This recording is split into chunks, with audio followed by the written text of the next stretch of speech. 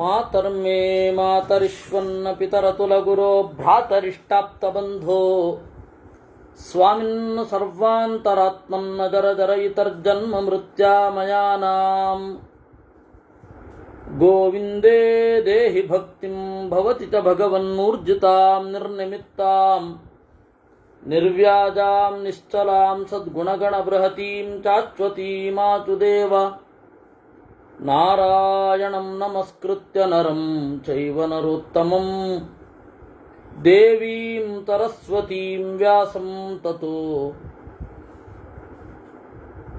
ಜಯಮುದೀರಯೇ ವಿಜಾನತಾಮವಿತ್ತಸ್ಯ ಮಧ್ವಸ್ಯ ಜಗತಿ ಗುರೋಃ ಪೂರ್ವಾಚಾರ್ಯಮಹಿಷ್ಠಾನಾಂ ಇಯಂ ಪ್ರಣತಿಮಾಲಿಕಾ ಪೂರ್ಣಜ್ಞಾನಾಯ ವಿದ್ಮಹೇ ಪೂರ್ಣಾನಂದಾಯ ಧೀಮಹಿ ತನ್ನೋ ವ್ಯಾಸ ಪ್ರಚೋದಯಾತ್ ಯುಧಿಷ್ಠಿರಃ ಯದಿದಂ ಕರ್ಮಲೋಕೇಸ್ಮಿನ್ ಶುಭಂ ವಾ ಯದಿ ವಾ ಶುಭಂ ಪುರುಷಂ ಯೋಜಯತ್ಯೇವ ಫಲಯೋಗೇನ ಭಾರತ ಕರ್ತಾಸ್ವಿತ್ತಸ್ಯ ಪುರುಷ ಉತಾಹೋ ನೇತಿ ಸಂಶಯಃ ಏತದಿಚ್ಛಾಮಿ ತತ್ವೇನ ಶ್ರೋತುಂ ತ್ವತ್ತೋ ವದಸ್ವ ಮೇ. ಯುಧಿಷ್ಠಿರ ಕೇಳ್ತಾ ಇದ್ದಾನೆ, ಅಜ್ಜ, ಲೋಕದಲ್ಲಿ ಒಳ್ಳೆ ಕೆಲಸ ಆಗಲಿ ಕೆಟ್ಟ ಕೆಲಸ ಆಗಲಿ ಎರಡಕ್ಕೂ ಫಲ ಉಂಟು. ಕೆಟ್ಟ ಕೆಲಸಕ್ಕೆ ದುಃಖ, ಒಳ್ಳೆ ಕೆಲಸಕ್ಕೆ ಸುಖ. ಆದರೆ ನನಗಿರೋ ಪ್ರಶ್ನೆ ಏನು ಅಂದರೆ, ಈ ಕರ್ಮಗಳಿಗೆ ಪುರುಷ ಕರ್ತೃವೋ ಅಲ್ವೋ, ಅದೇ ಸಮಸ್ಯೆ. ಏತದಿಚ್ಛಾಮಿ ತತ್ವೇನ ಶ್ರೋತುಂ ತ್ವತ್ತೋ ವದಸ್ವಮೆ. ನನಗಿದು ಕೇಳಬೇಕು ಅಂತಿದೆ, ನನಗೆ ಗೊತ್ತಿಲ್ಲ ಹೇಳು ಅಲ್ಲ, ಕೇಳಬೇಕು ಅಂತ ಇದೆ. ಕಾರಣ ಏನು ಅಂದರೆ ಜನರಿಗೆ ಗೊತ್ತಾಗಲಿ ಅಂತ. ಭೀಷ್ಮ ಅತ್ರಾಪ್ಯುದಾಹರಂತೀಮಮಿತಿಹಾಸಂ ಪುರಾತನಂ ಪ್ರಹ್ಲಾದಸ್ಯ ಚ ಸಂವಾದಮಿಂದ್ರಸ್ಯ ಚ ಯುಧಿಷ್ಠಿರ ಪ್ರಹ್ಲಾದ ಹಾಗೂ ಇಂದ್ರರ ಸಂವಾದ ಇತಿಹಾಸ ರೂಪವಾಗಿ ಇದೆ. ಅದನ್ನು ನಾನು ನಿನಗೆ ಹೇಳುತ್ತೇನೆ. ಪ್ರಹ್ಲಾದನನ್ನ ಇಂದ್ರ ಕೇಳದ್ನಂತೆ. ನೋಡಿ, ಇಂದ್ರ ಬಹಳ ಎತ್ತರದವ ಪ್ರಹ್ಲಾದನಿಗಿಂತ. ಆದರೆ ಇಂದ್ರ ಕೇಳದ. ದೇವತೆಗಳ ಕಾರುಣ್ಯ ಅಂತಾರೆ ಇದನ್ನು. ದೇವತೆಗಳಿಗೆ ಅಜ್ಞಾನ ಅನ್ಬಾರದು, ದೇವತೆಗಳ ಕಾರುಣ್ಯ. ಯಾಕೆ ಅಂದರೆ, ಇಂದ್ರ ಪ್ರಹ್ಲಾದನ ಹತ್ರ ಕೇಳಿದ ಅಂದರೆ ಪ್ರಹ್ಲಾದನ ಕೀರ್ತಿ ಹಿರಿದಾಗಿ ಬೆಳೆಯುತ್ತೆ. ಸರಿ, ಎಂಥ ಪ್ರಹ್ಲಾದನನ್ನ ಕೇಳಿದ? ಆ ಪ್ರಹ್ಲಾದನಿಗೆ ವಿಶೇಷಣ ಸುಮಾರು 5 ಶ್ಲೋಕಗಳ ವಿಶೇಷಣ ಇದೆ. ಪ್ರಹ್ಲಾದನ ಎಕ್ಸ್ಪ್ಲನೇಷನ್, ಪ್ರಹ್ಲಾದ ಹೇಗಿದ್ದ, ಪ್ರಹ್ಲಾದ ಯಾವ ರೀತಿ, ಅವನ ನಡೆ ಏನು, ಅವನ ಸ್ವಭಾವ ಏನು, ಅವನ ಗುಣ ಏನು, ಅವನ ಎತ್ತರ ಏನು ಅಂತ ಹೇಳಿ 5 ಶ್ಲೋಕಗಳ ವರ್ಣನೆ ಇದೆ. ಪ್ರಹ್ಲಾದನ ಹೇಗಿದ್ದ? ಅಸಕ್ತಂ ಧೂತ ಪಾಪ್ಮಾನಂ ಕುಲೇ ಜಾತಂ ಬಹುಶ್ರುತಂ ಅಸ್ತಬ್ಧಮನಹಂಕಾರಂ ಸತ್ವಸ್ಥಂ ಸಂಯಮೇ ರತಂ. ಅಸಕ್ತಂ, ಉತ್ಕಟ ಸಂಘ ಇಲ್ಲ. ಅಸಕ್ತಂ, ಸಂಘ ಇದ್ರೆ ಪಾಪ. ಒಂದನ್ನು ತೀವ್ರವಾಗಿ ಹಚ್ಚಿಕೊಂಡ್ರೆ ಅದನ್ನು ರಕ್ಷಿಸೋದೋ ಅದನ್ನು ಉಳಿಸ್ಕೊಳ್ಳಿಕ್ಕೋ ಉತ್ಕಟವಾದ ಪಾಪ ಮಾಡ್ತೇವೆ. ಅವನಿಗೆ ಆ ಪಾಪಕ್ಕೆ ಬೇಕಾದ ಬೇಸಿಕ್ ಮೆಟೀರಿಯಲ್ ಸಂಘ ಅದಿರಲಿಲ್ಲ. ಅಸಕ್ತಂ ಅಂದರು. ಅಸಕ್ತನಾಗಿದ್ದರಿಂದಲೇ ಧೂತ ಪಾಪ್ಮ, ಪಾಪ ಇರಲಿಲ್ಲ ಅವನಿಗೆ. ಕುಲೇ ಜಾತಂ, ಒಳ್ಳೆ ಕುಲ. ಎಂಥ ಕುಲ? ಕಶ್ಯಪರ ಕುಲ. ಬ್ರಹ್ಮದೇವರ ಮಗ ಕಶ್ಯಪ ಅಥವಾ ಕಾಶ್ಯಪ. ಆ ಕಶ್ಯಪನ ಮಗ ಏನಂತ ಇದೆ? ಹಿರಣ್ಯಕಶಿಪುವಿನ ಮಗ. ಕುಲೇ ಜಾತಂ. ಆಮೇಲೆ ಬಹುಶ್ರುತಂ, ಬಹಳ ಶಾಸ್ತ್ರಶ್ರವಣ ಮಾಡಿದ್ದಾನೆ. ಅಸ್ತಬ್ಧಂ, ಗರ್ವ ಇಲ್ಲ. ಅನಹಂಕಾರಂ, ತನ್ನಲ್ಲಿ ಇಲ್ಲದ ಗುಣ ಇದೆ ಅಂತ ಭ್ರಮಿಸಿಲ್ಲ. ಅಹಂಕಾರ ಅಂದರೆ ಅದೇ. ತನ್ನಲ್ಲಿ ಇಲ್ಲದ ಗುಣವನ್ನು ಇದೆ ಅಂತ ಭ್ರಮಿಸೋದನ್ನೇ ಅಹಂಕಾರ ಅಂತ ಕರೀತಾರೆ. ಇವನಿಗೆ ಆ ಅಹಂಕಾರ ಇಲ್ಲ. ಸತ್ವಸ್ಥಂ, ಪರಮಾತ್ಮನಲ್ಲಿ ಮನಸ್ಸು ನೆಲೆಗೊಂಡಿದೆ. ಸಂಯಮೇ ರಥಂ, ಇಂದ್ರಿಯ ನಿಗ್ರಹ ಸಹಜವಾಗಿ ಇದೆ. ಇಂದ್ರಿಯ ನಿಗ್ರಹವೇ ಆನಂದ ಅವನಿಗೆ. ಅಭ್ಯಾಸ ಆಗಿಬಿಟ್ರೆ ಇಂದ್ರಿಯ ನಿಗ್ರಹವೇ ಆನಂದ.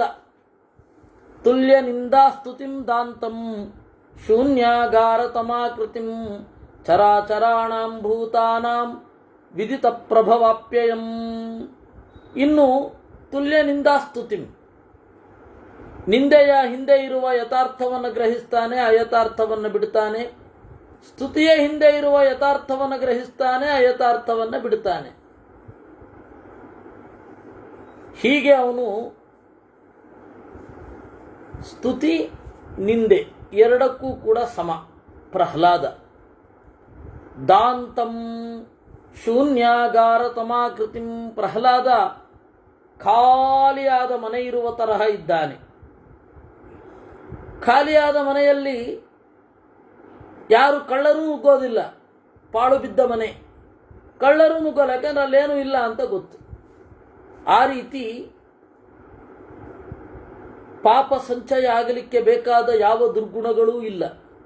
ಹಾಗೆ ದುರ್ಗುಣಗಳಿಂದ ಖಾಲಿಯಾಗಿರುವ ಪ್ರಹ್ಲಾದನನ್ನ ಮಹಾಭಾರತ ಖಂಡರಿಸಿದ್ದು ಶೂನ್ಯಾಗಾರ ಸಮಾಕೃತಿಂ ಅಂತ.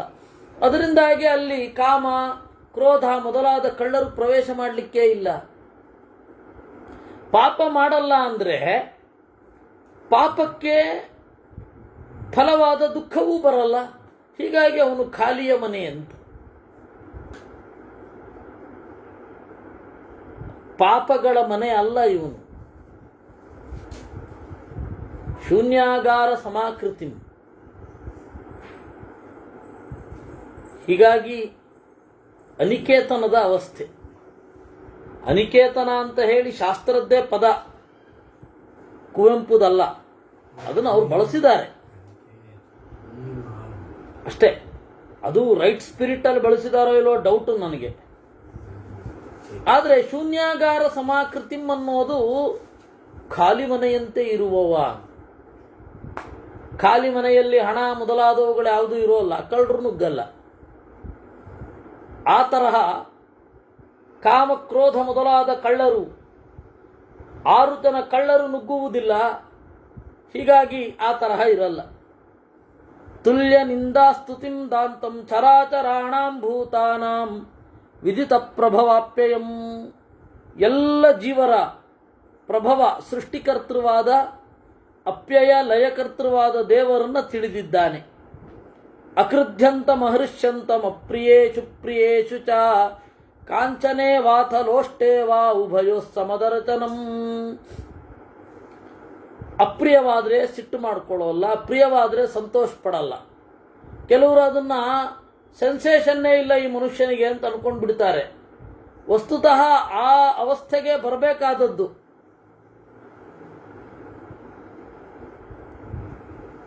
ಬೇರೊಬ್ಬರ ನೋವಿಗೆ ಮಿಡಿಯಬೇಕು ಅನ್ನೋದು ಕರೆಕ್ಟು.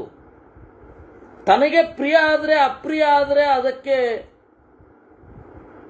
ಸ್ವಲ್ಪ ಸಂತೋಷವನ್ನು ಅನುಭವಿಸಿದರೂ ಉತ್ಕಟವಾದ ಭಾವುಕತೆಗೆ ಒಳಗಾಗಬಾರದು ಅಂತನ್ನೋದು ವೇದಾಂತದ ಪ್ರಾಥಮಿಕ ಪಾಠ. ಕೆಲವರು ಏನ್ರೆ ಆ ಮನುಷ್ಯನಿಗೆ ಸೆನ್ಸೇಷನ್ನೇ ಇಲ್ಲ ಅಂತಾರೆ. ವಸ್ತುತಃ ಅದು ಯಾಕೆ ಇರಬೇಕು? ವೇದಾಂತವನ್ನು ಕಲಿತವನಿಗೆ ಮನಸ್ಸು ಸ್ಥಿರವಾಗಿ ಇರುತ್ತೆ. ಅದರಿಂದಾಗಿ ಅಕೃಧ್ಯಂತಂ ಅಪ್ರಿಯೇಷು ಅಹೃಷ್ಯಂತಂ ಪ್ರಿಯೇಷು ಚ ಕಾಂಚನೆ ವಾಥಲೋಷ್ಟೇ ವಾ ಉಭಯೋ ಸಮದರ್ಶನಂ. ಬಂಗಾರದಲ್ಲಿ, ಮಣ್ಣಿನ ಹೆಂಟೆಯಲ್ಲಿ ಸಮವಾದ ಬುದ್ಧಿ, ಎರಡೂ ಕೂಡ ಪಾರ್ಥಿವ ಪದಾರ್ಥವೇ ಅಂತ. ನಮ್ಮ ದುಡ್ಡಿನಲ್ಲಿ ಆ ತರಹ ಬುದ್ಧಿ ಇರಬೇಕು. ಇದು ಮಣ್ಣಿನ ಹೆಂಟೆ ಅಂತ ಬೇರೆಯವ್ರದ್ರಲ್ಲಿ ಇರಬಾರ್ದು. ಯಾಕೆಂದ್ರೆ ಅವ್ರಿಗೆ ಬಂಗಾರ ಅಂದರೆ ಬಂಗಾರ, ಮಣ್ಣಿನ ಹೆಂಟೆ ಅಂದರೆ ಮಣ್ಣಿನ ಹೆಂಟೆ. ಆತ್ಮನಿಶ್ರೇಯಸಿ ಜ್ಞಾನೇ ಧೀರಂ ನಿಶ್ಚಿತ ನಿಶ್ಚಯಂ ಪರಾವರಜ್ಞಂ ಭೂತಾನಾಂ ಸರ್ವಜ್ಞಂ ಸರ್ವದರ್ಶಿನಂ. ಆತ್ಮನಿಶ್ರೇಯಸಿ ಜ್ಞಾನೇ, ಆತ್ಮನಿ ತನ್ನ ಶ್ರೇಯಸ್ಸು, ಶ್ರೇಯಸ್ಸು ಮತ್ತು ಪ್ರೇಯಸ್ಸು ಅನ್ನೋದಕ್ಕೆ ಡಿಫ್ರೆನ್ಸ್ ಇದೆ. ಶ್ರೇಯಸ್ ಹೇಳಿದರೆ ಪರಲೋಕದ ಹಿತ, ಪ್ರೇಯಸ್ ಅಂದರೆ ಈ ಲೋಕದ ಹಿತ. ಶ್ರೇಯಸ್ಸಿನಲ್ಲಿ ಅವನ ಬುದ್ಧಿ ನೆಲೆಗೊಂಡಿದೆ. ಆತ್ಮನಿ ಶ್ರೇಯಸಿ ಜ್ಞಾನೇ ನಿಶ್ಚಿತ ನಿಶ್ಚಯಂ, ತನಗೆ ಯಾವುದು ಶ್ರೇಯಸ್ಸು ಅನ್ನೋದು ಖಚಿತವಾಗಿದೆ. ಧೀರ ಪ್ರಜ್ಞಾವಂತ, ಪರಾವರಜ್ಞಂ ಭೂತಾನಾಂ, ಜೀವರ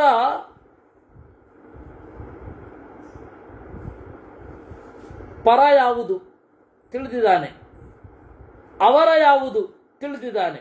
ಜೀವರಲ್ಲಿ ಪರತ್ವ ಅವರತ್ವ ಗೊತ್ತಿದೆ ಒಂದು, ಜಡ ಪದಾರ್ಥಗಳಲ್ಲಿಯೂ ಪರತ್ವ ಅವರತ್ವ ಗೊತ್ತಿದೆ ಇನ್ನೊಂದು.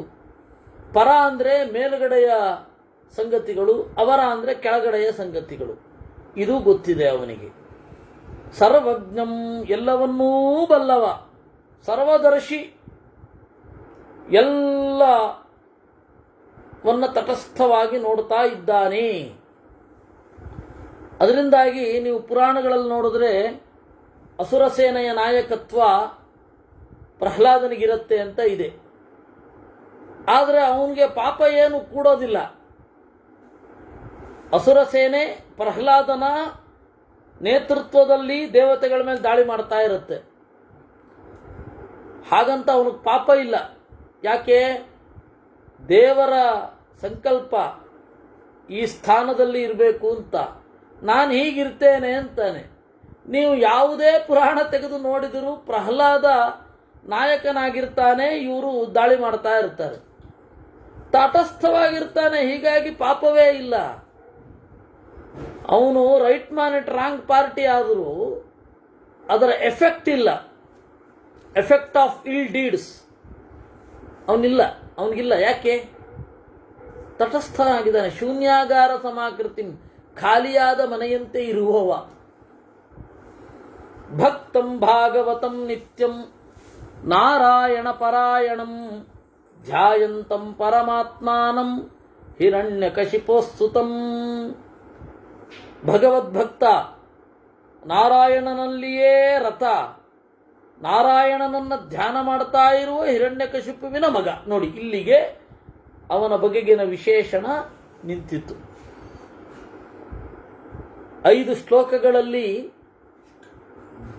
ಸುಮಾರು 12-13 ವಿಚೇತನಗಳು, ಅವನ ಗುಣಗಳು. ಇಷ್ಟು ಎಕ್ಸ್ಪ್ಲೈನ್ ಮಾಡಿದ್ದು ಮಹಾಭಾರತದಲ್ಲಿ ನೆಕ್ಸ್ಟು ನಾರದರಿಗೆ. ಅವರಿಗೆ ಎಷ್ಟು ಗೊತ್ತೇ? ಸರಿಸುಮಾರು 10 ಶ್ಲೋಕ ವರ್ಣನೆ ಮಾಡಿದ್ದಾರೆ ಅವನ್ನ ಸಭಾಪರ್ವದಲ್ಲಿ.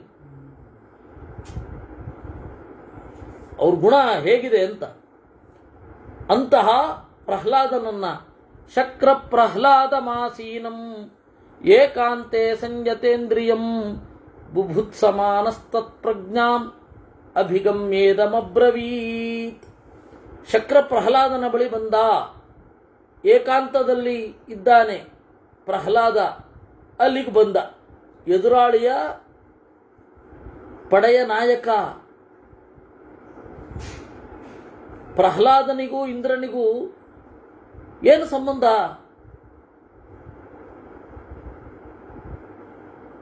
ಇಂದ್ರ ನಿರಂತರವಾಗಿ ದೈತ್ಯರ ಜೊತೆಗೆ ಯುದ್ಧ ಮಾಡ್ತಾ ಇದ್ದಾನೆ, ದೈತ್ಯರ ಎದುರಾಗಿಸಿಕೊಂಡು ಯುದ್ಧ ಮಾಡ್ತಾ ಇದ್ದಾನೆ ದೈತ್ಯರನ್ನ. ಅಂತಹ ವಿಪಕ್ಷ ನಾಯಕನನ್ನ ಪ್ರಹ್ಲಾದ ಸ್ವಾಗತಿಸಿದ. ಸರಿ, ಇಂದ್ರ ಯಾಕೆ ಬಂದ?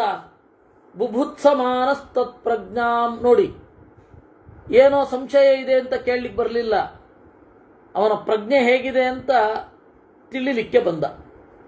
ಶಕ್ರಃ ಯೈಕೈಶ್ಚಿತ್ ಸಮ್ಮತೋ ಲೋಕೆ ಗುಣೈಸ್ಯಾತ್ ಪುರುಷೋ ನೃಷು ಭವತ್ಯನಪಗಾನ್ ಸರ್ವಾನ್ ತಾನ್ ಗುಣಾನ್ ಲಕ್ಷಯಾಮಹೇ. ಪ್ರಹ್ಲಾದನನ್ನ ಕೇಳ್ತಾನೆ, ಯೈಕೈಶ್ಚಿತ್ ಸಮ್ಮತೋ ಲೋಕೆ, ಯಾವ ಯಾವ ಗುಣಗಳು ಇದೆ ಜಗತ್ತಿನಲ್ಲಿ, ಭಕ್ತರಲ್ಲಿ ಏನೇನು ಗುಣಗಳಿರಬೇಕು ಅಂತ ವೇದಾಂತಿಗಳು ಎಕ್ಸ್ಪೆಕ್ಟ್ ಮಾಡ್ತಾರೆ, ಆ ಎಲ್ಲ ಗುಣ ನಿನ್ನ ಒಳಗಡೆ ಇದೆ. ಭವತ್ಯನಪಗಾನ್ ಸರ್ವಾನ್ ತಾನ್ ಗುಣಾನ್ ಲಕ್ಷಯಾಮಹೇ. ಭಗವದ್ಭಕ್ತನೊಬ್ಬನಲ್ಲಿ ಏನೇನು ಗುಣಗಳಿರಬೇಕು ಆ ಎಲ್ಲ ಗುಣಗಳು ನಿನ್ನಲ್ಲಿ ಇದೆ. ಅಥತೆ ಲಕ್ಷ್ಯತೆ ಬುದ್ಧಿ ಸಮಾಬಾಲಜಡೈರ್ಯಃ ಆತ್ಮಾನಂ ಮನ್ಯಮಾನಸ್ಸನ್ ಜ್ಞೇಯಂ ಕಿಮಿಹ ಮನ್ಯಸೇ. ಆದರೆ ಜನಕ್ಕೇನರ್ಥ ಆಗತ್ತೆ, ನೀನು ಬಾಲಕನಂತೆಯೂ ಮೂರ್ಖನಂತೆಯೂ ಇದ್ದೀಯಾ ಅಂತ ಜನ ಅನ್ಕೋತಾರೆ. ನೀನಿರೋದು ಹಾಗೆ, ಜನ ತಿಳ್ಕೊಳ್ಳೋದು ಹೀಗೆ. ಆದರೆ ನಿನ್ನ ಒಳಗಿನ ಎತ್ತರ ನಮಗೆ ಗೊತ್ತು, ಅದಕ್ಕೆ ಕೇಳ್ತಾ ಇದ್ದೀವಿ. ಜ್ಞೇಯಂ ಕಿಮಿಹ ಮನ್ಯತೆ, ತಿಳಿಯಲೇಬೇಕಾದದ್ದು ಏನು ಅದನ್ನು ಹೇಳು ನನಗೆ. ಬದ್ಧ ಪಾಶೈಶ್ಚ್ಯುತಸ್ಥಾನಾತ್ ದ್ವಿಷತಾಂವತಮಾಗತಃ ಶ್ರಿಯಾ ವಿಹೀನ ಪ್ರಹ್ಲಾದ ಶೋಚಿತವ್ಯೇನ ಶೋಚಸಿ. ಯುದ್ಧದಲ್ಲಿ ಎಷ್ಟೋ ಬಾರಿ ಸೋಲುಂಟಾಗತ್ತೆ, ನಿನ್ನನ್ನು ಕಟ್ಟಿ ಹಾಕ್ತಾರೆ ದೇವತೆಗಳು ಪಾಶದಿಂದ. ದೈತ್ಯರ ನಾಯಕ ಅನ್ನುವ ಉನ್ನತ ಪದವಿಯಿಂದ ನೀನು ಕಳಚಿ ಹೋಗ್ತೀಯ, ಶತ್ರುಗಳ ವಶದಲ್ಲಿ ಇರ್ತೀಯ, ಸಂಪತ್ತು ಇಲ್ಲ, ಆದರೆ ಅದರ ಬಗ್ಗೆ ನಿನಗೆ ಶೋಕವೇ ಇಲ್ಲ. ಹೇಗಪ್ಪ ಇರ್ತೀಯ? ಪ್ರಜ್ಞಾಲಾಭಾತ್ತು ದೈತೇಯ ಉತಾಹೋ ಧೃತಿಮತ್ತಯ ಪ್ರಹ್ಲಾದ ಸ್ವಸ್ಥರೂಪೋಸಿ ಪಶ್ಯನ್ ವ್ಯಸನಮಾತ್ಮನಃ. ಇದಕ್ಕಿಂತ ಮಿಗಿಲಾದ ಪ್ರಜ್ಞೆ ನಿನಗಿರಬೇಕು, ಇಲ್ಲವೇ ಧೈರ್ಯ ಇರಬೇಕು. ಎರಡರಿಂದಲೇ ಶೋಕ ಇರಲ್ಲ. ಅದರಲ್ಲಿ ನಿನಗೆ ದುಃಖ ಬರ್ತಾ ಇದ್ರೂ ಕೂಡ ತಟಸ್ಥವಾಗಿ ನೀನಿದ್ದಿ ಅಂದರೆ ಅದರ ಅರ್ಥ ಏನು? ಭೀಷ್ಮ ಇತಿ ಸಂಚೋದಿತಸ್ತೇನ ಧೀರೋ ನಿಶ್ಚಿತ ನಿಶ್ಚಯ ಉವಾಚ ಶ್ಲಕ್ಷ್ಣಯ ವಾಚ ಸ್ವಾಂ ಪ್ರಜ್ಞಾಂ ಅನುವರ್ಣಯನ್. ಆಗ ಪ್ರಹ್ಲಾದ ಹೇಳಿದ, ನನಗೆ ಯಾಕೆ ದುಃಖ ಆಗೋದಿಲ್ಲ ಅಂತ. ಅವನು ಕೇಳಿದ್ದೇನು, ಯಾಕಪ್ಪ ದುಃಖ ಆಗತ್ತೆ ನಿನಗೆ, ಯಾಕೆ ದುಃಖ ಆಗಲ್ಲ? ಹೌದು, ಯಾಕೆ ದುಃಖ ಆಗಲ್ಲ ಅಂದರೆ ಅದು ವರ್ಣನೆ ಮಾಡಿದ. ಪ್ರವೃತ್ತಿಂಚ ನಿವೃತ್ತಿಂಚ ಭೂತಾನಾಂ ಯೋ ನ ಬುಧ್ಯತೆ ತಸ್ಯ ಸ್ತಂಭೋ ಭವೇದ್ ಬಾಲ್ಯಾತ್ ನಾಸ್ತಿ ಸ್ತಂಭೋನುಪಶ್ಯತಃ. ಜೀವರಿಗೆ ಸ್ವತಂತ್ರವಾದ ಪ್ರವೃತ್ತಿ ಇರಲ್ಲ, ಸ್ವತಂತ್ರವಾದ ನಿವೃತ್ತಿ ಇರಲ್ಲ. ಆದರೆ ಅದು ಗೊತ್ತಾಗಲ್ಲ ಜನರಿಗೆ. ನಾವು ಸ್ವತಂತ್ರವಾಗಿ ಪ್ರವೃತ್ತಿ ಮಾಡಿದೆವು ಅಂತ ಅನ್ಕೋತಾರೆ, ಸ್ವತಂತ್ರವಾಗಿ ಹಿಂದೆ ಬಂದೆವು ಅಂತ ಅನ್ಕೋತಾರೆ. ಅವನಿಗೆ ಸ್ತಂಭ ಭವೇತ್, ಒಂದು ಅಹಂಕಾರ ಮೂಡೀತು. ಸ್ತಂಭ ಅಂದರೆ ಅಹಂಕಾರ. ನಾನು ಮಾಡಿದೆ, ಗೆದ್ದೆ, ಹಿಂದೆ ಸರಿದೆ, ಸೋಲಿನಿಂದ ತಪ್ಪಿಸಿಕೊಂಡೆ. ಆದರೆ ಅನುಪಶ್ಯತಃ ತನ್ನ ಬಿಹೇವಿಯರನ್ನು ರೀಕಾಲ್ ಮಾಡಿಕೊಂಡ್ರೆ ನಾನು ಯಾಕೆ ಹೀಗೆ ಮಾಡಿದೆ ಅಂತ ಅವಾಗ ಗೊತ್ತಿಲ್ಲದೆ ಮಾಡಿದ್ದು ಅಂತ ಅರ್ಥ ಆಗುತ್ತೆ.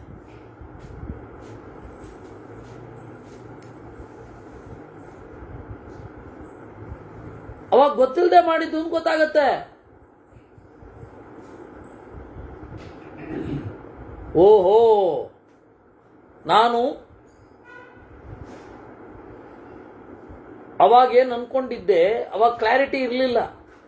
ಯಾವುದೋ ಒಂದು ಪ್ರಚೋದನೆ ಆಯಿತು, ಮಾಡಿದೆ, ಅಬ್ಬಾ ಬಚಾವಾದೆ.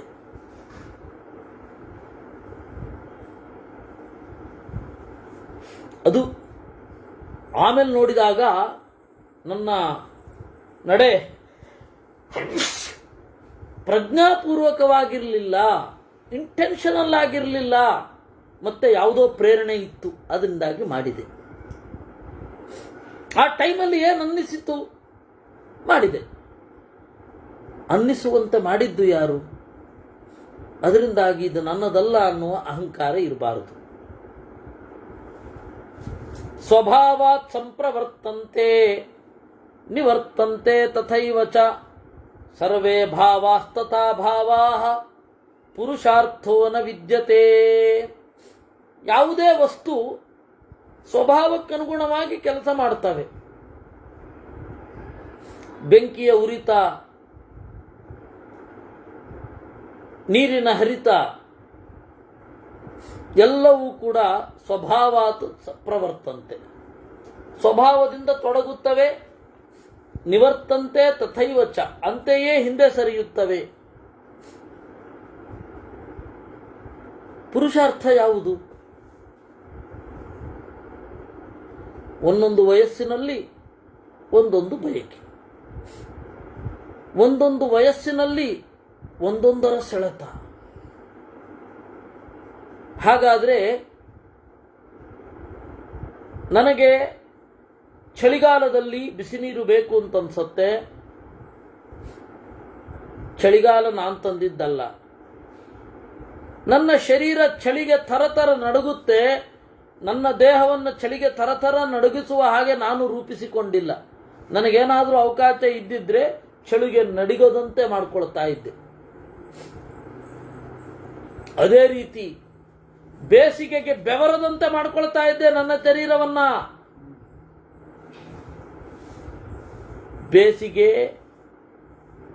ಬೇಸಿಗೆಯ ಬಿಸಿಗೆ ಶರೀರ ನಡುಗದಂತೆ ಬೆವರದಂತೆ ನಾನು ನೋಡ್ಕೊಳ್ತಾ ಇಲ್ಲ. ಇದೆ ಅಷ್ಟೆ. ಆವಾಗ ನೀರಿಷ್ಟ ಆಗುತ್ತೆ. ಅಂದರೆ ಸ್ವಭಾವ, ದೇಹದ ಸ್ವಭಾವ, ಬಿಸಿಲಿನ ಸ್ವಭಾವ, ಇದೆಲ್ಲ ಸ್ವಭಾವಗಳು. ಒಂದು ಕಾನ್ಸ್ಟಂಟ್ ಆಗಿರುವ ಒಂದು ಇಷ್ಟ ಅಂತ ಒಂದಿಲ್ಲ. ಇದನ್ನು ಯೋಚನೆ ಮಾಡಿದವನಿಗೆ ನಾನೇನು ಅನ್ನೋದು ಗೊತ್ತಾಗುತ್ತೆ. ಯಸ್ತು ಕರ್ತಾರಮಾತ್ಮಾನಂ ಪುರುಷಾರ್ಥಸ್ಯ ಚ ಭಾವೇ ನಾಸ್ತಿ ಕಶ್ಚಿತ್ ಸ್ವಕಾಗರತಿ ಸ್ವಯಂ ಚ ಕುರ್ವತಸ್ತಸ್ಯ ಜಾತು ಮಾನೋ ಭವೇದಿಹ. ಅದು ನಮ್ಮ ಬಯಕೆ ಅಲ್ಲದೆ ಹೋದರೆ ಅದ್ರ ಬಗ್ಗೆ ಲಕ್ಷ್ಯ ಇರಲ್ಲ. ಅದರಿಂದಾಗಿ ಮಾನ, ಅಹಂಕಾರ ಯಾಕೆ ಬೇಕು ಹೇಳಿ? ಅಭಿಮಾನ, ನಾನು ಮಾಡಿದ್ದು ಅನ್ನುವ ಒಂದು ಉತ್ಕಟವಾದ ಬಯಕೆ ಯಾಕೆ ಮೂಡಬೇಕು? ಅಹಂಕಾರ ಯಾಕೆ ಮೂಡಬೇಕು? ಮೂಡಬಾರದಲ್ವಾ? ಯಸ್ತು ಕರ್ತಾರಮಾತ್ಮಾನಂ ಮನ್ಯತೆ ಸಾಧ್ವಸಾಧುವಾ ತಸ್ಯ ದೋಷವತಿ ಪ್ರಜ್ಞಾ ನತು ಪ್ರಜ್ಞೇತಿ ಮೇ ಮತಿ. ಯಾರು ತನ್ನನ್ನು ಸ್ವತಂತ್ರ ಕರ್ತೃ ಅಂತ ತಿಳ್ಕೊಳ್ತಾನೋ ಅವನು ಪಾಪಕ್ಕೆ ಪುಣ್ಯಕ್ಕೆ ಲಿಪ್ತನಾಗ್ತಾನೆ. ಪಾಪದ ಲೇಪ ಪುಣ್ಯದ ಲೇಪ ಇದೆ, ಅಲ್ಲಿ ಶಿಕ್ಷೆ ಇರೋದು ನಿನ್ನ ತಪ್ಪು ತಿಳುವಳಿಕೆಗೆ ವಿನಃ ಬೇರೆ ಅಲ್ಲ. ಶಿಕ್ಷೆ ಯಾವುದಕ್ಕೆ? ಕೆಟ್ಟ ಇಂಟೆನ್ಷನ್ಗೆ, ಕ್ರಿಯೆಗಲ್ಲ.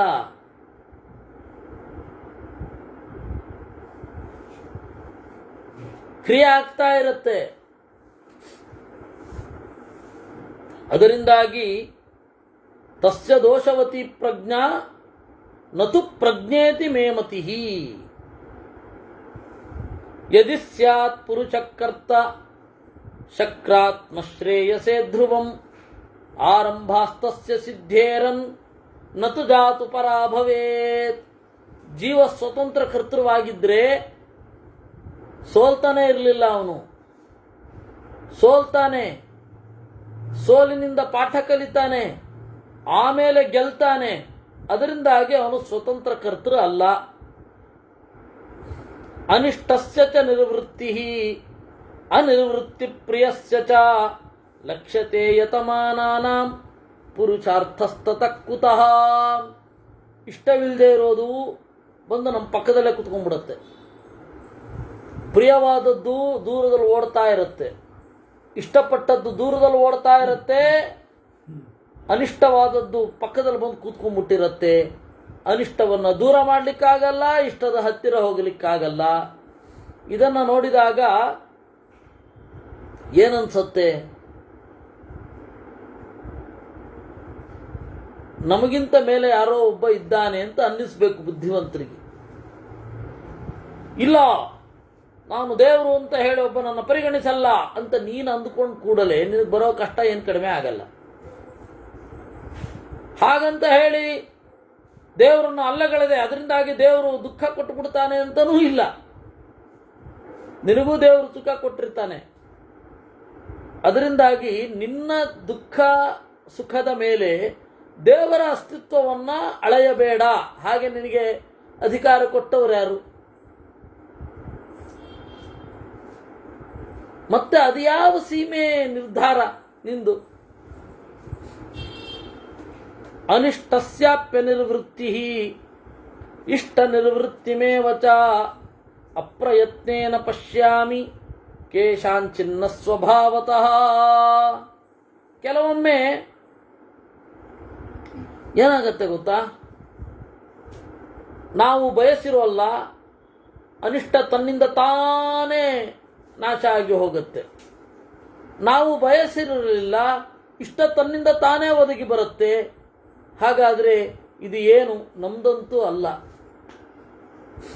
ಪ್ರತಿರೂಪಧರಾ ಕೇಚಿತ್ ದೃಶ್ಯಂತೆ ಬುದ್ಧಿಮತ್ತಮಾಃ ವಿರೂಪೇಭ್ಯ ಅಲ್ಪಬುದ್ಧಿಭ್ಯೋ ಲಿಪ್ಸಮಾನ ಧನಾಗಮಂ. ಕೆಲವೊಬ್ಬರು ಒಂದೇ ಥರ ಇರ್ತಾರೆ, ಕೆಲವೊಬ್ಬರು ಕಾಪಿ ಮಾಡ್ತಾರೆ, ಇನ್ನೊಬ್ಬರನ್ನ ಕಾಪಿ ಮಾಡಿಯೇ ಬರೋದು. ಪ್ರತಿರೂಪಧರಾ ಕೇಚಿತ್, ಅವರನ್ನು ಇಮಿಟೇಟ್ ಮಾಡದೆ ಇವರನ್ನು ಇಮಿಟೇಟ್ ಮಾಡದೆ ಸ್ವಂತಿಕೆ ಅನ್ನೋದೇ ಇರೋದಿಲ್ಲ. ಪ್ರತಿರೂಪಧರಾ ಕೇಚಿತ್.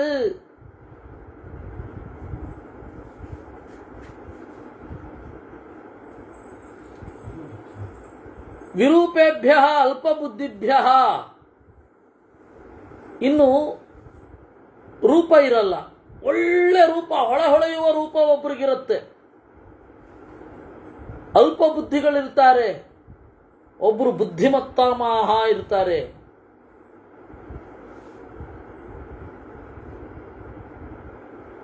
ಅವಾಗ ಬುದ್ಧಿ ಚೆನ್ನಾಗಿರುವವರು ಬುದ್ಧಿಹೀನರಿಂದ ದುಡ್ಡು ಮಾಡೋದು ಹೇಗೆ ಅಂತ ಯೋಚನೆ ಮಾಡ್ತಾ ಇರ್ತಾರೆ. ಲಿಪ್ಸಮಾನಾಹ ಧನಾಗಮಂ. ಅದೇ ಮೋಸ ಮಾಡುವ ಬಯಕೆ. ಇನ್ನು ವಿರೂಪರಿರ್ತಾರೆ, ಅವ್ರಿಗೆ ದೇವರು ಕೊಟ್ಟಿದ್ದೇ ಆಗಿರುತ್ತೆ ರೂಪ.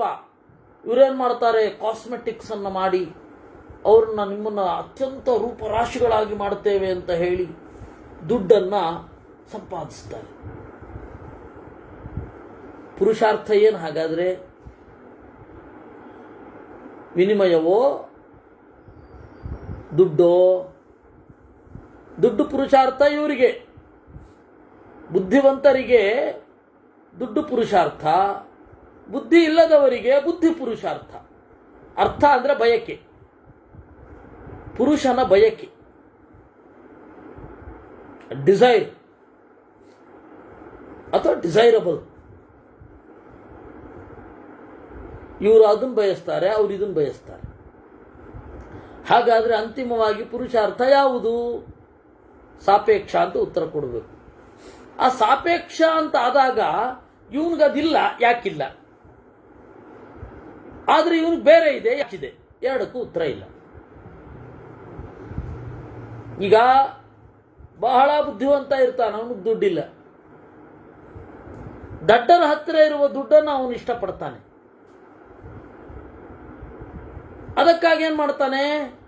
ಬೇರೆ ಬೇರೆ ಬೇರೆ ಬೇರೆ ತರಹದ ಮೋಸಗಳನ್ನು ಮಾಡ್ತಾನೆ. ಹಾಗಾದರೆ ಇದೇನು ಅದೇನು? ಇವನಿಗೆ ರೂಪ ಇಲ್ಲ, ಅವನಿಗೆ ರೂಪ ಇದೆ. ಒಳ್ಳೆ ರೂಪ ಉಂಟು ಮಾಡ್ತೇನೆ, ಪ್ಲಾಸ್ಟಿಕ್ ಸರ್ಜರಿ ಮಾಡ್ತೇನೆ, ಕಾಸ್ಮೆಟಿಕ್ಸನ್ನು ಕೊಡ್ತೇನೆ, ಬಹಳ ಚಂದ ಕಾಣ್ತೀರಾ ಹೇಳ್ತಾನೆ. ಹಾಗಾದರೆ ರೂಪ ಪುರುಷಾರ್ಥವೋ ದುಡ್ಡು ಪುರುಷಾರ್ಥವೋ? ಇದನ್ನು ಯೋಚನೆ ಮಾಡಿದರೆ ನಾನು ಸ್ವತಂತ್ರ ಕರ್ತೃ ಅಲ್ಲ ಅಂತ ಗೊತ್ತಾಗುತ್ತೆ ಒಬ್ಬನಿಗೆ. ಆದರೆ ಈ ಸ್ವತಂತ್ರ ಕರ್ತೃ ಅಂತ ತಿಳ್ಕೊಂಡಿದ್ರಿಂದಾಗಿ ದುಃಖ. ಫಲಲೇಪ ಸ್ವಭಾವಾದೇವತೇತರವ ಇತಿ ಮೇ ನಿಶ್ಚಿತಾಮತಿ. ಸ್ವಭಾವ ಪ್ರೇರಿತ ಸರ್ವೇ ನಿವಿಚಂತೆ ಯಥಾ ಗುಣಾನ್ ಶುಭಾಶುಭಂ ತದಾ ತತ್ರ ತಸ್ಯ ಕಿಂ ನಾಮ ಕಾರಣಂ.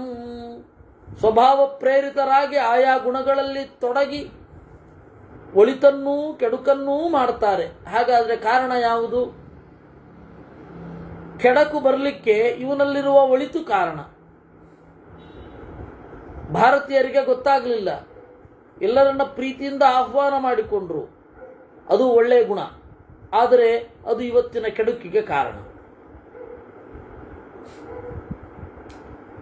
ಅದರಿಂದಾಗಿ ಶುಭಕ್ಕಾಗಲಿ ಅಶುಭಕ್ಕಾಗಲಿ ಏನು ಕಾರಣ?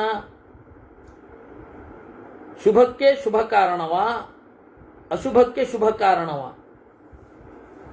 ಒಳ್ಳೆಯದಕ್ಕೆ ಕೆಡುಕು ಕಾರಣ. ಯಾಕೆ? ನಾವು ನಿಮ್ಮನ್ನು ಬಿಟ್ಕೊಳ್ಳೋದೇ ಅಲ್ಲ, ಇಷ್ಟವೇ ಪಡಲ್ಲ ನಿಮ್ಮನ್ನ. ನೀವು ಏನು ಮಾಡಿದ್ರೂ ನಾವು ಒಪ್ಪಲ್ಲ.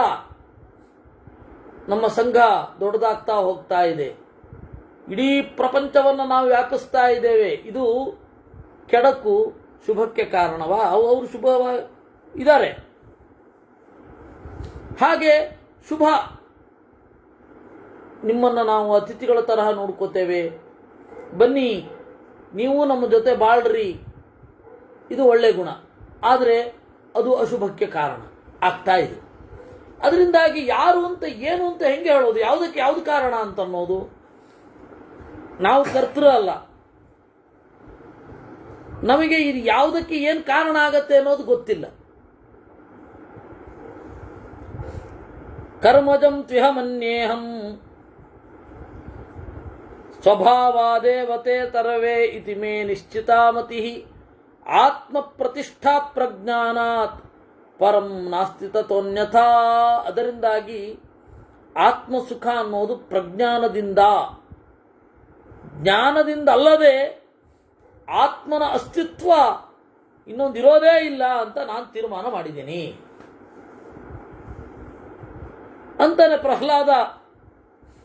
ಕರ್ಮಜಂತ್ವಿಹ ಮನ್ಯೇಹಂ ಫಲಯೋಗಂ ಶುಭಾಶುಭಂ ಕರ್ಮಣಾಂ ವಿಷಯಂ ಕೃತ್ಸ್ನಂ ಅಹಂ ವಕ್ಷ್ಯಾಮಿ ತಚ್ಛೃಣು.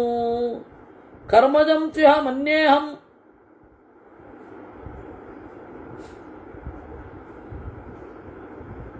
ಒಳ್ಳೆಯ ಫಲ ಅಥವಾ ಕೆಟ್ಟ ಫಲ ಕರ್ಮದಿಂದ ನಮಗಾಗತ್ತೆ. ಆದರೆ ನಮ್ಮ ಕೆಲಸಕ್ಕೆ ನಾವು ಪಡೆಯುವ ಫಲ ಯಾವುದು? ಅದನ್ನು ಒಂದು ಸ್ವಲ್ಪ ವಿಚಾರ ಮಾಡಬೇಕಾಗತ್ತೆ. ಯಾವ ಕೆಲಸಕ್ಕೆ ಯಾವ ಫಲ ಅಂತ. ಯಥಾ ವೇದಯತೆ ಕಶ್ಚಿತ್ ಓದನಂ ಪಾಯಸಂ ಹ್ಯದನ್ ಏವಂ ಸರ್ವಾಣಿ ಕರ್ಮಾಣಿ ಸ್ವಭಾವಸ್ಯೈವ ಲಕ್ಷಣಂ. ಕಶ್ಚಿತ್, ಯಾರೋ ಒಬ್ಬ, ಪಾಯಸಂ ಓದನಂ, ಹಾಲಿನಲ್ಲಿ ಬೇಯಿಸಿದ ಅನ್ನವನ್ನ ಉಣ್ಣುತ್ತಾ ತಿಳಿಯುತ್ತಾ ನೋಡುತ್ತಾ ಮೂಸುತ್ತಾ ಇರ್ತಾನೆ. ಕರ್ಮಗಳ ಫಲವು ಹಾಗೆ ಆಗತ್ತೆ. ಎಷ್ಟೋ ಬಾರಿ ಮಾಡುವುದು ಒಂದೇ ಕರ್ಮ, ವಿಷಯ ಹಲವಾರು. ತಿನ್ನುವುದು ಅಂತನ್ನುವ ಮಾಡುವ ಕರ್ಮ ಏನಿದೆ ನೋಡಿ, ಆ ಶ್ಲೋಕ ಹೇಳ್ತೇನೆ. ಯಥಾ ವೇದಯತೆ ಕಶ್ಚಿದೋದನಂ ಪಾಯಸಂ ಹ್ಯದನ್ ಏವಂ ಸರ್ವಾಣಿ ಕರ್ಮಾಣಿ ಸ್ವಭಾವಸ್ಯೈವ ಲಕ್ಷಣಂ. ತಿನ್ನುವುದು ಅನ್ನುವ ಒಂದು ಕ್ರಿಯೆ, ವಿಷಯ 5 ಬಗೆಯಾಗಿ ಹರಡಿಕೊಂಡಿದೆ. ಓದನಂ ವೇದಯತೆ, ಪಾಯಸಂ ಅದನ್ನು ಓದನಂ ವೇದಯತೆ, ಹಾಲಿನಲ್ಲಿ ಬೇಯಿಸಿದ ಅನ್ನವನ್ನು ಉಣ್ಣುತ್ತಾ ತಿಳಿಯುತ್ತಾನೆ, ರಸವನ್ನು ಆಸ್ವಾದನೆ ಮಾಡ್ತಾನಲ್ಲ. ಹಾಗೆ ಎಲ್ಲ ಕರ್ಮಗಳು ಕೂಡ ಸ್ವಭಾವಕ್ಕೆ ಉಪಲಕ್ಷಣ. ವಿಕಾರಾನ್ನೈವ ಯೋ ವೇದ ನ ವೇದ ಪ್ರಕೃತಿಂ ಪರಾಂ ತಸ್ಯ ಸ್ತಂಭೋ ಭವೇದ್ ಬಾಲ್ಯಾತ್ ನಾಸ್ತಿ ಸ್ತಂಭೋನು ಪಶ್ಯತಃ. ಇನ್ನು ವಿಕಾರ ಯಾವುದು, ಪ್ರಕೃತಿ ಯಾವುದು, ಇದು ತಿಳ್ಕೊಳ್ಳೇಬೇಕಾದದ್ದು. ವಿಕಾರ ಅಂದರೆ ಎಫೆಕ್ಟ್ ಅಂತ ಇಟ್ಕೊಳ್ಳಿ, ಪ್ರಕೃತಿ ಅಂದರೆ ಕಾಸ್ ಅಂತ ಇಟ್ಕೊಳ್ಳಿ. ಯಾವುದು ಕಾಸು, ಯಾವುದು ಎಫೆಕ್ಟು, ಇದನ್ನ ಅನುಪಶ್ಯತಃ ಯೋಚನೆ ಮಾಡ್ತಾ ಇದ್ರೆ ಒಂದು ಗೊತ್ತಾಗತ್ತೆ. ಇಲ್ಲ ಇಲ್ಲಿ ಏನೋ ಒಂದು ನಮಗೆ ಗೋಚರವಾಗದೇ ಇರೋದಿದೆ ಅಂತ. ಈಗ ಒಂದು ಸಣ್ಣದು ಹೇಳ್ತೇನೆ, ಮಣ್ಣು ಅನ್ನೋದು ಕಾಸು, ಮಡಿಕೆ ಅನ್ನೋದು ಎಫೆಕ್ಟ್, ನಮ್ಮ ತಿಳುವಳಿಕೆ ಹಾಗೆ. ಆದರೆ ಮಣ್ಣು ಈ ರೀತಿ ಆಗಬೇಕಾದ್ರೆ ಎಲ್ಲ ಮಣ್ಣು ಆಗಲ್ಲ ನೋಡಿ. ಎರೆ ಮಣ್ಣಿನಿಂದ ಮಡಿಕೆ ಮಾಡಲಿಕ್ಕಾಗ್ತದೆಯೇ? ಮರಳಿನಿಂದ ಮಡಿಕೆ ಮಾಡಲಿಕ್ಕಾಗ್ತದೆಯೇ?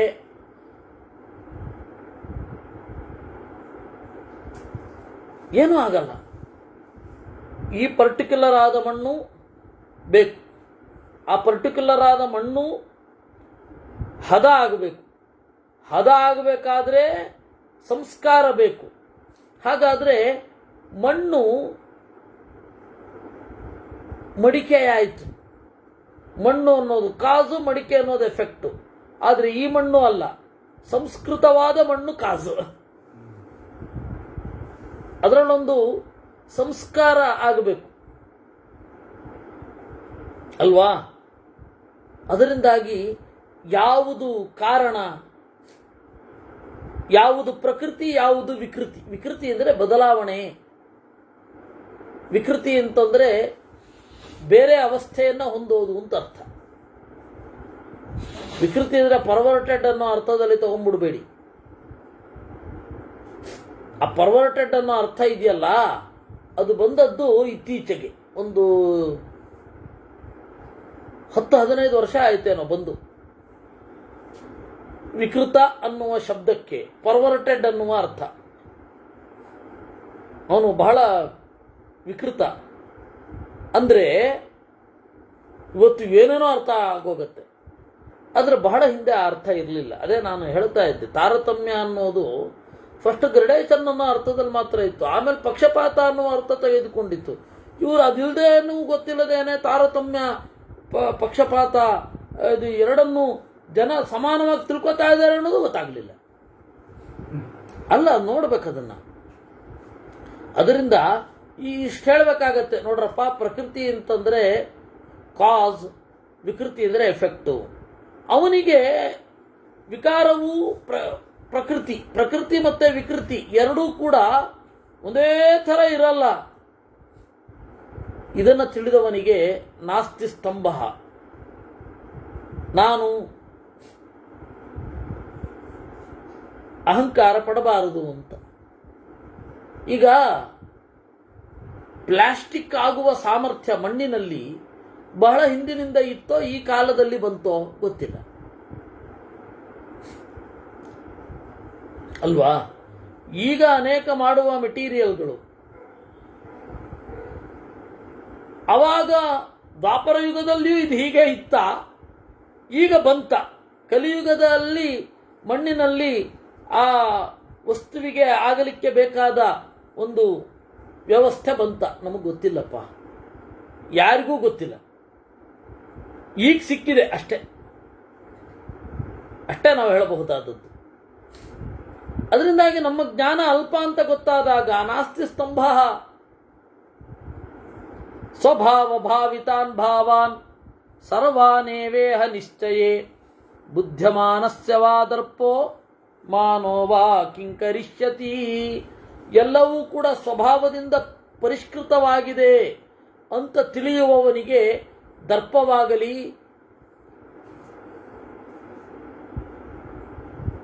ಒಂದು ಮಾನ, ಹೋ ನಾನು ಅಂತನ್ನುವ ಉತ್ಕಟವಾದ ಇದಾಗಲಿ ಇರಲ್ಲ. ಭಾವನೆ ವೇದ ಧರ್ಮ ವಿಧಿಂ ಕೃತ್ಸನಂ ಭೂತಾನಾಂ ಚಾಪ್ಯ ನಿತ್ಯತಾಂ ತಸ್ಮಾತ್ ಚಕ್ರ ನ ಶೋಚಾಮಿ ಸರ್ವಂ ಹೇ ವೇದಮಂತವತ್. ಆಮೇಲೆ ನೀನು ಕೇಳಿದಿ, ನಿನ್ನ ಶತ್ರುಗಳು ಅಂದರೆ ದೇವತೆಗಳು ವಿಪಕ್ಷ ನಾಯಕನಾದ ನಿನ್ನನ್ನು ದರದರನೆ ಸೆಳೆದು ಬಂಧಿಸಿ ಇಡ್ತಾರೆ. ಆಮೇಲೆ ಯಾವುದೋ ಒಂದು ಕಾಲದಲ್ಲಿ ಬಿಡುಗಡೆ ಆಗ್ತಿ, ಆದರೆ ಯಾಕೆ ದುಃಖ ಆಗಲ್ಲ ಅಂತ ಕೇಳಿದ್ದೀನಿ ನೀನು. ಅದಕ್ಕೆ ಉತ್ತರ ಇದು, ನನಗೆ ಧರ್ಮದ ವಿಧಿ ಗೊತ್ತಿದೆ. ನಮ್ಮವರು ಅಧರ್ಮ ಮಾಡ್ತಾರೆ, ಅವರಿಗೆ ಆಶ್ರಯ ನಾನು ಅಂತ ಹೇಳಿ ಜನ ಒಪ್ಪಿಕೊಂಡಿದ್ದಾರೆ. ಅದರಿಂದಾಗಿ ನನ್ನನ್ನು ಕಟ್ಟಿ ಹಾಕ್ತಾರೆ. ಆದರೆ ಇದೇ ನಿಶ್ಚಿತವಾಗಿ ಇರಲ್ಲ, ಯಾವಾಗಲೂ ಇರಲ್ಲ, ಕಾನ್ಸ್ಟೆಂಟ್ ಆಗಿರಲ್ಲ ಅಂತ ನನಗೆ ಗೊತ್ತಿದೆ. ಧರ್ಮವಿಧಿಂ ವೇದ, ಅದರಿಂದಾಗಿ ನಿಮ್ಮ ಮೇಲೆ ಸಿಟ್ಟು ಮಾಡ್ಕೊಳ್ಳೋಲ್ಲ. ಭೂತಾನಾಂ ಚಾಪ್ಯ ನಿತ್ಯತಾಂ, ಯಾವುದೇ ಒಂದು ಅವಸ್ಥೆ ನಿರಂತರವಾಗಿರಲ್ಲ ಅನ್ನೋದು ನನಗೆ ಗೊತ್ತಿದೆ. ಅದರಿಂದಾಗಿ ನಾನು ದುಃಖ ಪಡಲ್ಲ. ತಸ್ಮಾತ್ ಚಕ್ರ ನ ಶೋಚಾಮಿ ಸರ್ವಂ ಹೇವೇದ ಮಂತವತ್. ನಿರ್ಮಮೋ ನಿರಹಂಕಾರೋ ನಿರೀಹೋ ಮುಕ್ತಬಂಧನ ಸ್ವಸ್ಥೋ ವ್ಯಪೇತ ಪಶ್ಯಾಮಿ ಭೂತಾನಾಂ ಪ್ರಭವಾಪ್ಯಯಂ. ಮಮಕಾರವಿರದೆ, ಅಹಂಕಾರವಿರದೆ, ಇಚ್ಛೆ ಇರದೆ, ಕಟ್ಟಿನಿಂದ ಬಿಡುಗಡೆಗೊಂಡು ಸ್ವಸ್ಥ ಆರಾಮವಾಗಿದ್ದುಕೊಂಡು, ವ್ಯಪೇತಃ ಏನನ್ನೂ ಅಂಟಿಸಿಕೊಳ್ಳದೆ ಜೀವರ ಹುಟ್ಟು ಸಾವುಗಳನ್ನು ನೋಡ್ತಾ ಇರ್ತೇನೆ. ಹೀಗಾಗಿ ನನ್ನವರು ಸೋತರು ಅಂತ ದುಃಖ ಇಲ್ಲ, ನಿಮ್ಮವರು ಗೆದ್ರು ಅಂತ ಹೇಳಿ ದುಃಖ ಇಲ್ಲ. ನಿಮ್ಮವರು ಸೋತರು ಅಂತ ಸುಖ ಇಲ್ಲ, ನಮ್ಮವರು ಗೆದ್ರು ಅಂತ ಹೇಳಿ ದುಃಖ ಇಲ್ಲ. ಹೀಗಾಗಿ ಆರಾಮವಾಗಿದ್ದೇನೆ. ಕೃತ ಪ್ರಜ್ಞಸ್ಯ ದಾಂತಸ್ಯ ವಿತೃಪ್ತಸ್ಯ ನಿರಾಶಿಷಃ ನಾಯಾತೋ ವಿದ್ಯತೆ ತಸ್ಯ ಪಶ್ಯತು ಲೋಕ ವಿದ್ಯೆಯ. ಪ್ರಜ್ಞಾ ಪೂರ್ಣವಾಗಿದೆ, ಇಂದ್ರಿಯ ನಿಗ್ರಹದಲ್ಲಿದೆ, ಸುಖಕ್ಕಿನ್ನೇನು ಬೇಕು. ವಿತೃಪ್ತಸ್ಯ, ತೃಪ್ತಿ ಇದೆ, ತೃಪ್ತಿ ಇದ್ದಲ್ಲಿ ಸುಖ ಇರುತ್ತೆ. ಅದರಿಂದಾಗಿ ನಮ್ಮವರು ಸೋತರು ಅಂತ ಹೇಳಿ ನಾನು ದುಃಖ ಪಡಲಿಲ್ಲ.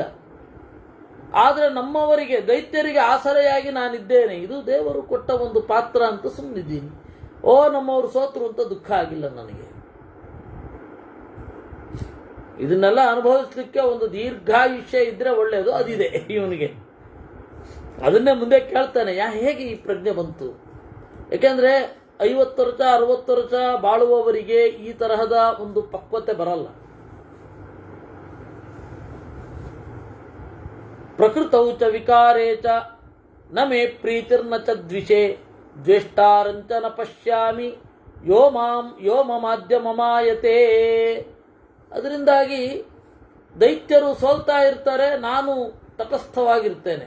ದೈತ್ಯರು ಗೆಲ್ತಾರೆ ಕೆಲವೊಮ್ಮೆ, ನಾನು ತಟಸ್ಥವಾಗಿರ್ತೇನೆ. ಅವ್ರ ಮೇಲೆ ಪ್ರೀತಿ ಇಲ್ಲ, ನಿಮ್ಮ ಮೇಲೆ ದ್ವೇಷ ಇಲ್ಲ. ಹಾಗಂತ ಹೇಳಿ ನನ್ನ ಕರ್ತವ್ಯವನ್ನು ಮಾಡೋದು ಬಿಡಲ್ಲ. ಇದು ಈ ಬ್ಯಾಲೆನ್ಸ್ ಇದೆಯಲ್ಲ, ಇದು ಬಹಳ ಕಷ್ಟ. ಯಾವ ಕ್ಲಿನಿಕಲ್ ಸೈಕಾಲಜಿಗೂ ನಿಲುಕದ ತತ್ವ ಇದು. ಯಾವ ಸೈಕಾಲಜಿಯಿಂದ ನೀವು, ಇವರು ಪಾಶ್ಚಾತ್ಯರಲ್ಲಿ ಬಹಳ ರಿಸರ್ಚ್ ನಡೀತು, ಹೌದು, ಮನಸ್ಸಿನ ಬಗ್ಗೆ, ಸೈಕಾಲಜಿ ಬಗ್ಗೆ. ಆದರೆ ಮನಸ್ಸಿನ ಫೋಬಿಯಾಗೆ ಚಿಕಿತ್ಸೆ ಕೊಡೋದು, ಯಾಕೆಂದರೆ ಅವರು ಯುದ್ಧದ ಹಿನ್ನೆಲೆಯಲ್ಲಿ ಮನಃಶಾಸ್ತ್ರ ಬೆಳೆದದ್ದು ಅವರಿಗೆ. ವಿಕ್ಟರ್ ಫ್ರಾಂಕಲ್ ಅವನ ಕಾನ್ಸಂಟ್ರೇಷನ್ ಕ್ಯಾಂಪಿನಲ್ಲಿ ಅವನ ಕಣ್ಣೆದುರುಗಡೆ ಅವನ ಹೆಂಡತಿ ಸತ್ಲು, ಅಪ್ಪ ಅಮ್ಮ ಮಕ್ಕಳು ಎಲ್ಲ ಸತ್ರು, ಅವನು ಉಳಿದಿದ್ದ. ಅವನು ಆ ಪರಿಸ್ಥಿತಿಯಲ್ಲಿಯೂ ಒಂದು ಸಮತೆಯನ್ನು ಸಾಧನೆ ಮಾಡಲಿಕ್ಕೆ ಕಷ್ಟಪಟ್ಟು ಅದರ ಚಿಂತನೆಗಳನ್ನು ಲೋಗೋಥೆರಪಿ ಅಂತನ್ನುವ ದೃಷ್ಟಿಯಿಂದ ಬೇರೆಯವರಿಗೆ ಚಿಕಿತ್ಸೆ ಕೊಟ್ಟಿತ್ತು. ಅಂದರೆ ಯುದ್ಧದ ಹಿನ್ನೆಲೆಯಲ್ಲಿ ಅವರ ಮನಃಶಾಸ್ತ್ರ ಅನ್ನೋದು ಬೆಳೆದದ್ದು.